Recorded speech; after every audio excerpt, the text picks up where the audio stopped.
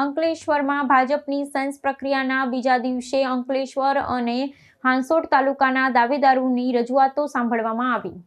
ભરૂચ જિલ્લાના અંકલેશ્વરમાં આગામી સ્થાનિક સ્વરાજ્યની ચૂંટણીઓ માટે ભારતીય જનતા પક્ષ દ્વારા ઉમેદવારોની પસંદગી પ્રક્રિયાના ભાગરૂપે સેન્સ લેવાની કામગીરીનો પ્રારંભ કરવામાં આવ્યો છે। પક્ષના નિયુક્ત નિરીક્ષકો દ્વારા વિવિધ તાલુકા અને નગરપાલિકાના દાવેદારોની રજૂઆતો સાંભળી જીતવાની ક્ષમતા ધરાવતા ચહેરાઓની પસંદગી માટે કવાયત હાથ ધરાઈ છે। ભરૂચ જિલ્લાના અંકલેશ્વર ઉદ્યોગ વસાહત સ્થિત ગોકુલ પાર્ટી પ્લોટ ખાતે ભારતીય જનતા પક્ષ દ્વારા સ્થાનિક સ્વરાજ્યની સંસ્થાઓની ચૂંટણી માટે ઉમેદવારોની સેન્સ પ્રક્રિયા યોજવામાં આવી હતી। આ પ્રક્રિયાના પ્રથમ દિવસે એટલે કે 1 એપ્રિલના રોજ નિરીક્ષક મંડળે અંકલેશ્વર નગરપાલિકા સહિત ઝઘડિયા, વાલિયા અને નેત્રંગ તાલુકાના સંભવિત ઉમેદવારોની વ્યક્તિગત રજૂઆતો સાંભળી હતી। પ્રદેશ નેતૃત્વ દ્વારા મોકલવામાં આવેલી નિરીક્ષકોની પેનલમાં દાહોદના ઈશાન સોની, ગોધરાના નરેન્દ્ર સોની અને ખેડાના મયુર સુથારનો સમાવેશ કરવામાં આવ્યો છે, જે ઉમેદવારોના નામ અને તેમની કામગીરીનું મૂલ્યાંકન કરી રહ્યા છે।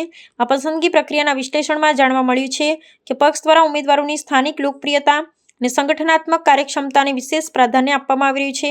ભરૂચ જિલ્લા ભાજપના મહામંત્રી પરેશભાઈ પટેલના જણાવ્યા અનુસાર દાવેદારોએ પોતાની જીતવાની સંભાવનાઓ અને અત્યાર સુધી કરેલી જનસેવાની વિગતો નિરીક્ષકો સમક્ષ રજૂ કરી છે। આજે એટલે કે 2 એપ્રિલના રોજ અંકલેશ્વર અને હાંસોટ તાલુકાના દાવેદારોની સેન્સ લેવાની કામગીરી બીજા તબક્કામાં ચાલુ રાખવામાં આવી છે। આ 2 દિવસીય પ્રક્રિયાથી જિલ્લાના રાજકારણમાં ગરમાવો જોવા મળી રહ્યો છે અને કાર્યકરોમાં ભારે ઉત્સાહ પ્રવર્તી રહ્યો છે। નમસ્કાર। ચૌધરીના બ્યુગલ ફૂંકાઈ રહ્યા છે અને આજે અમારા પ્રદેશમાંથી અમારા નિરીક્ષક શ્રી ઈશાનભાઈ સોની દાહોદથી, મયુરભાઈ સુથાર ખેડાથી અને નરેન્દ્રભાઈ સોની ગોધરાથી જેઓ સેન્સ પ્રક્રિયા લેવા માટે અહીં આવ્યા છે।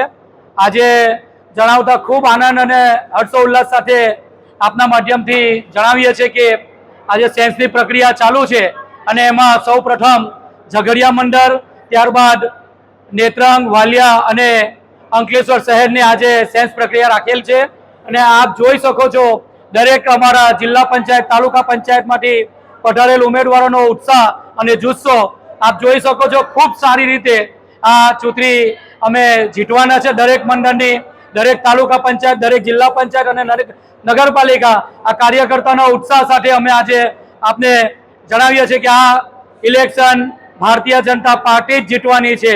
એની સાથે સાથે આજે જેટલા પણ ઉમેદવારો આવ્યા છે સૌ ઉમેદવારોને શુભેચ્છા।